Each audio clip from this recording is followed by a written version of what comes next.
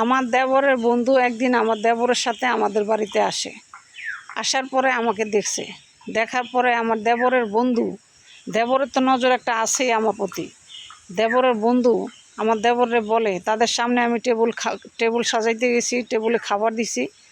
এখন আমার দেবরের সামনেই আমার দেবর গেছে আবার টয়লেটে, টয়লেটে যাওয়ার পর আমি তাদেরকে খাবার বাড়তেছি, বাড়ার পরে আমি করছি, তো ছেলে ডাইনিং টেবিলে বসার সাথে সাথে আমার দেবরের সেই বন্ধু আমার হাত চাইপা ধরছে।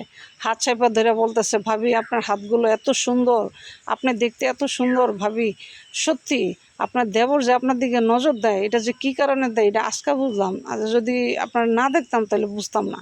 সত্যি ভাবি আপনার আমার অনেক পছন্দ লাগছে। এখন আজকাল থেকে আপনার দেবর আপনার দিকে নজর দেয় না, আপনার দেবরে নিতে দিব না। আজকাল থেকে যে কোনো উছিলায় আমি আপনাকে বউ করে নেব। এখন দেখেন আমার কেমন একটা বিপদ হয়েছে। দেখেন, স্বামী আমার অলরেডি আছে, এটা আমার দেবরও জানে, দেবরের বন্ধুও জানে, সবাই জানে। দেবরও আমাকে পছন্দ করে, আবার দেবরের বন্ধুও এখন পছন্দ করে। এখন দেবরের বন্ধুর কথা হয়েছে, যে কোনো উছিলা, কোটি টাকার উছিলা হইলো আমি আপনাকে বিয়ে করব। আচ্ছা কোন, এটা কোনো কথা? আমি একজন বিবাহিত মহিলা, আমার ছেলে আছে অলরেডি। আমি এই যে এরা এই ধরনের আমাকে করে, অফার করে, এগুলো কি কোনো মানুষের কাতারে পড়ে বলেন তো? সৌন্দর্য আল্লাহ কারে দেয় নাই? প্রত্যেকটা মানুষকেই তো আল্লাহ সুন্দর করে সৃষ্টি করছে, এটা তো অস্বাভাবিকের কিছু না।